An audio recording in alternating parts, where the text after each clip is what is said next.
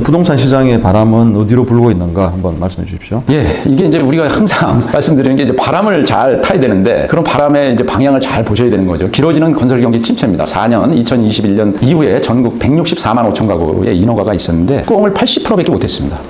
예, 약 30만 가구가 미착 공급 상태이고요. 이유는 뭐 여러 가지가 있는데 특히 이제 건설 원가가 많이 올랐지 않습니까? 자재가. 그다음에 PF 부실 이것들이 이제 내관으로 작용하고 있는 거죠. 서울의 이제 96.8%가 이제 예를 들면 착공했고 수도권은 91%. 지방은 73%. 지방은 뭐 대부분 또 많이 착공하지 못하고 있는 이런 상황입니다. 2025년 2월 전국 아파트 분양 물량이 이제 반토막 났다는데 서울은 제로입니다. 또 2월에. 그래서 2024년 2월 분양 물량은 25,900가구, 50% 정도의 12,000가구밖에 안 되는 거예요. 그래서 50% 정도에 그치고 2025년 1월 분양 실적은 65%. 65%였었는데 강화된 주택담보대출, 경기 악화 전망, 그다음에 탄핵 정국의 불안 심리, 뭐 이런 것들이 상당히 이제 우려되는 그런 상황입니다. 강화된 주택담보대출 이런 것들은 항상 이제 제가 말씀드리고 강조드리고 있는 건데 우리나라의 가계부채가 1,900조입니다.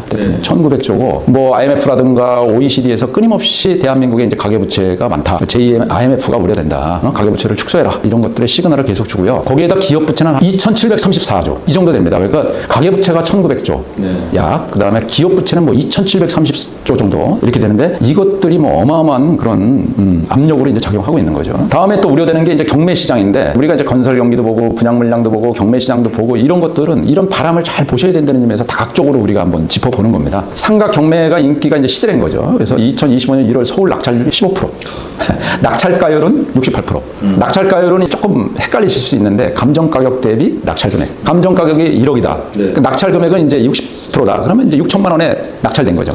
그게 낙찰가율이죠. 경기는 낙찰률이 14%, 15% 정도 되는데 낙찰가율이 뭐 50%도 안 되는 거죠. 뭐 1억짜리면 5천만 원밖에 안 되는 거예요. 그다음에 인천은 16.5%의 낙찰률인데 65% 정도 뭐 이 정도 되고요. 경매 건수가 2024년에 12만 건 정도, 약 2009년에 12만 4천 건 이후에 15년 만에 최대치. 그러니까 작년에 경매 건수가 2008년, 2009년 뭐 이럴 때 글로벌 금융 위기 때 이후로 15년 만에 최대치다. 이런 것들을 눈여겨보시면 좋을 것 같습니다. 그래서 예측하기로는 2025년 2, 3분기에 이제 정점이 예상되고요. 상가나 비아파트는 이제 경매는 찬바람이 불면서 경매 물건도 이제 증가 예상된다. 그렇게 보실 수 있습니다. 미분양 주택 또한 이제 상당히 우려스러운데요. 전국 미분양 주택 현황은 수도권은 14,000 약 500가구 정도, 그다음에 비수도권은 한 56,600가구 정도. 지방에 악성 미분양 주택 재고가 쌓이면서 상당히 우려되고 있는데요. 특히 경기도 평택시에 이제 4,000가구 정도 미분양이 됐고요. 대구의 달서구에 약 2,800가구. 그다음에 포항에 이제 경북 포항 거기가 이제 뭐 한 2,700가구 정도 미분양 상태고 우리가 잘 아는 휴양의 도시 제주도